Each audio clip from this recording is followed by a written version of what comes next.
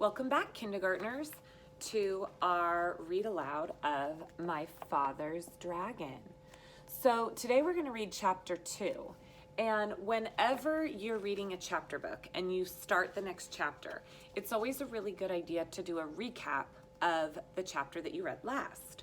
So yesterday we read chapter 1, My Father Meets the Cat.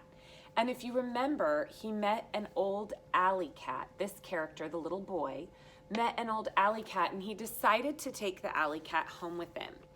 And his mother was not happy about it. She did not want to have to feed an alley cat. And the little boy still kept the cat and tried to make the cat feel better by bringing the cat milk. And when they went on their long walk, they were talking about what the little boy wished for. And he wished to be able to fly. And he was thinking that he wanted to fly on an airplane. But all of a sudden, the cat tells him that he has another way he could fly.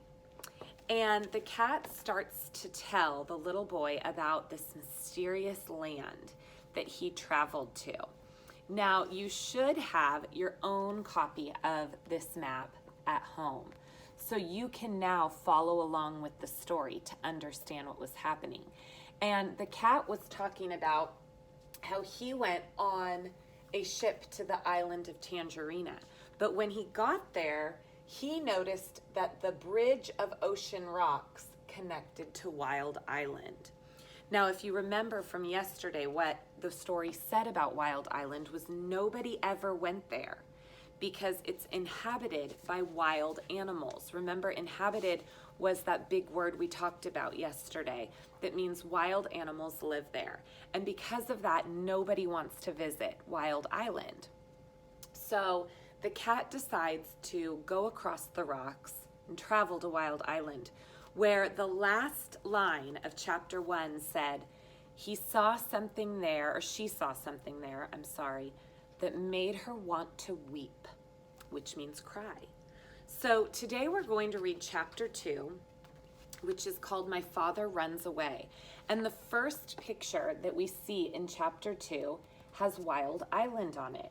So while I'm reading today, you might want to be looking at your map and maybe listening for some clues as to what's on here, okay? Chapter 2, My Father Runs Away. Wild Island is practically cut in two by a very wide and muddy river, continued the cat. This river begins near one end of the island and flows into the ocean at the other. Now, the animals there are very lazy, and they used to hate having to go all the way around the beginning of this river to get to the other side of the island. It made visiting inconvenient and mail deliveries slow, particularly during the Christmas rush. Crocodiles could have carried passengers and mail across the river, but crocodiles are very moody and not the least bit dependable, and are always looking for something to eat. They don't care if the animals have to walk around the river, so that's just what the animals did for many years. But what does all of this have to do with airplanes? Asked my father, who thought the cat was taking an awfully long time to explain. Be patient, Elmer, said the cat, and she went on with the story. One day, about 4 months before I arrived on Wild Island, a baby dragon fell from a low-flying cloud onto the bank of the river. He was too young to fly very well, and besides, he had bruised one wing quite badly, so he couldn't get back to his cloud. The animals soon found him afterwards, and everybody said, "Why, this is exactly what we've needed all these years." They tied a big rope around the baby dragon's neck, and they waited for his wing to get well. This was going to end all their crossing the river troubles. "Well, I've never seen a dragon," said my father. Did you see him? How big is he?" "Oh, yes, indeed I saw the dragon. In fact, we became great friends," said the cat. "I used to hide in the bushes and talk to him when nobody was around. He's not a very big dragon, about the size of a large black bear, although I imagine he's grown quite a bit since I left. He's got a long tail and yellow and blue stripes. His horn and eyes and the bottoms of his feet are bright red, and he has the most beautiful golden colored wings." "Oh, how wonderful," said my father. "What did the animals do with him when his wing got well?" "Oh, they started training him to carry passengers. And even though he was just a baby dragon, they work him all day and all night too sometimes. They make him carry loads on his back that are much too heavy, and if he complains, they twist his wings and beat him. He's always tied to a stake on a rope, just long enough to go across the river and back. His only friends are the crocodiles, who say hello to him once a week if they don't forget. Really, he's the most miserable animal I've ever come across. When I left, I promised I'd try to help him someday, although I couldn't see how. The rope around his neck is the biggest, toughest rope you can imagine. With so many knots, it would take days to untie them all. Anyway, when you were talking about airplanes, you gave me a good idea. Now I'm quite sure that if you were able to rescue that baby dragon, which wouldn't be the least bit easy, he'd let you ride him almost anywhere, provided you were nice to him, of course. How about trying it?" "Oh, I'd love to," said my father, and he was so angry at his mother for being rude to the cat that he didn't feel the least bit sad about running away from home for a while. That very afternoon, my father and the cat went down to the docks to see about the ships going to the island of Tangerina.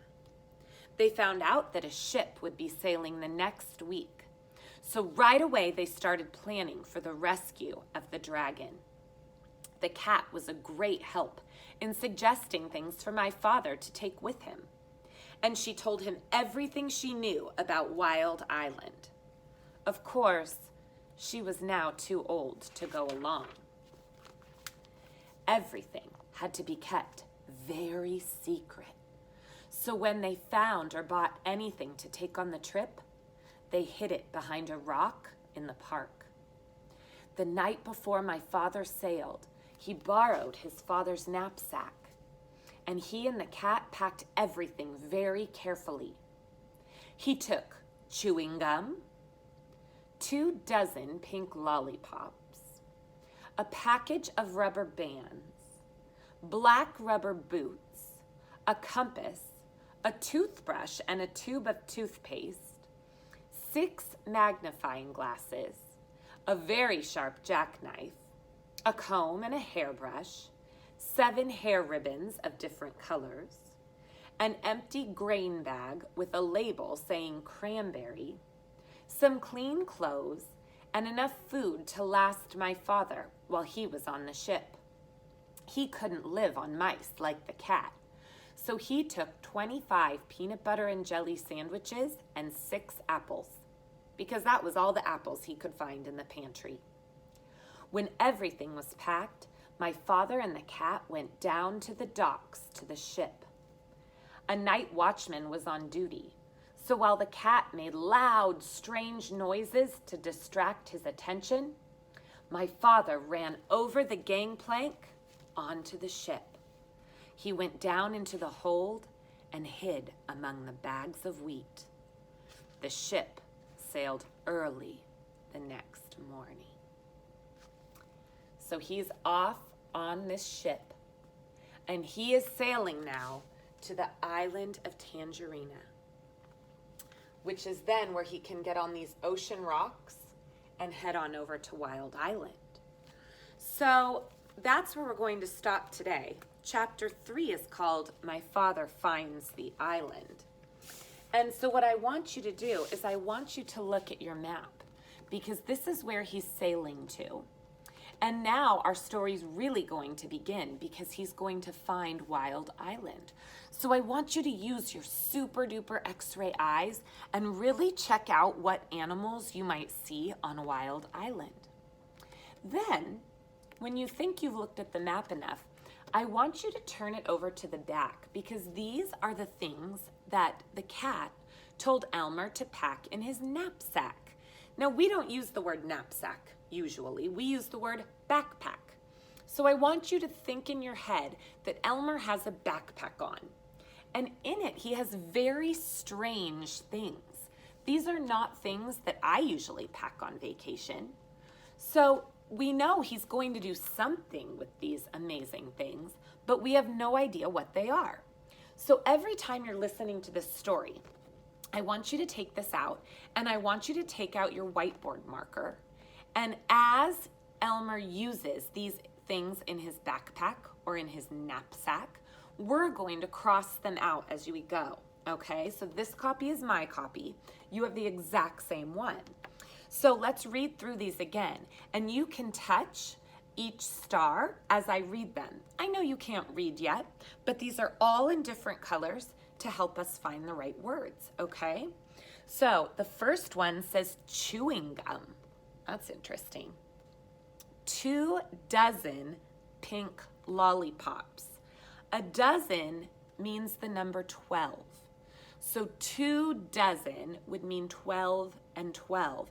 And that's 24 pink lollipops. That's a lot of lollipops. The next one is this red line, and it says a pack of rubber bands. Okay. The next one says black rubber boots. That I could see coming in handy if you're walking in the water, right? A compass. Do you know what a compass is? A compass tells you what direction you're going. So a compass would be very helpful if you were on a brand new island. A toothbrush and toothpaste. Well, I hope everybody packs toothbrush and toothpaste. 6 magnifying glasses. Now, magnifying glasses are something we usually use in the science center. Magnifying glasses make tiny, tiny little things look big. Interesting. I don't know why he would need 6. A sharp jackknife. That's kind of like a knife you can take on a camping trip.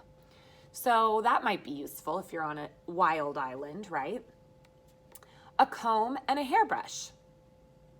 Maybe he's going to do his hair. 7 hair ribbons. Well, that's strange. I don't know if Elmer's going to put ribbons in his hair. Maybe.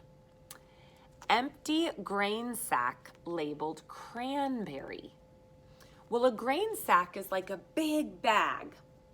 And cranberry, I don't know. I don't know why it would say cranberry. Clean clothes. Well, that goes without saying.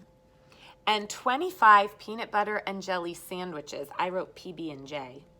And 6 apples. That we know he needs for food. So keep this list by you. And tomorrow when we read chapter 3, you're going to want to pull it out again. And we'll see if Elmer uses anything on his list. And we'll keep crossing them out throughout the story. Okay? So I hope you enjoyed My Father's Dragon today. I'll see you back here tomorrow for chapter 3. Good night. There's no place like home.